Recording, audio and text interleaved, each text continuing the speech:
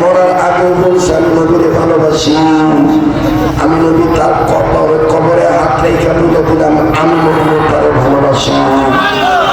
আল্লাহ এখন তুমি দিয়ে দাও একখানা হাসি, আল্লাহ তুমি দিয়ে দাও হাসি, তুমি না হাসা পর্যন্ত তার কবর থেকে হাত সরাইতাম না।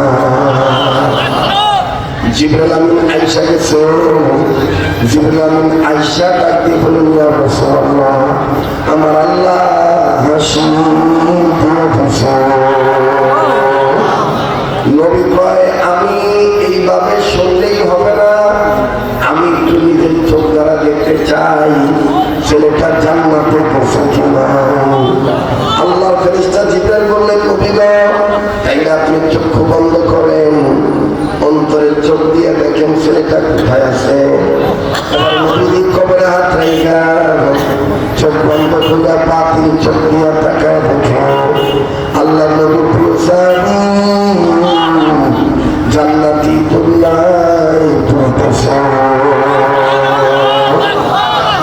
আর ডাকি বলতেছে দুনিয়াবাসীকে তোমরা যদি আমার নতুন জান্নাতে আসতে চাও তাহলে যারা এখনো দুনিয়াতে আছো আল্লাহকে ভয় করো, আর এই সত্যবাদী সাধু সিদ্ধি এই সত্যবাদী সাধু বিশ্বনবীকে জীবনের চাইতে বেশি ভালোবাসো।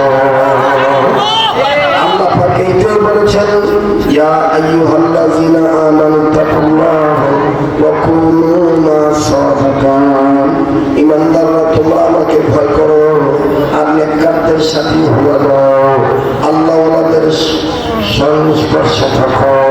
বলেন কথাটা কার? আল্লাহ ওয়ালাগণ বলেন আল্লাহ ওয়ালা হইতে গেলে 5 টাকা ধারাবাহিকভাবে করা লাগে। নাম্বার 1 সকল প্রকার গুনাহ থেকে বেঁচে থাকা। নাম্বার 2 আল্লাহর হুকুম ফরজ ইবাদত ঠিক মতন আদায় করা। নাম্বার 3 আল্লাহর হুকুম ওয়াজিব ঠিক মতন আদায় করা।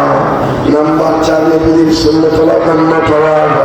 নাম্বার 5 নিজের অভ্যাসকে নিজের নফল অভ্যাসে পরিণত করা।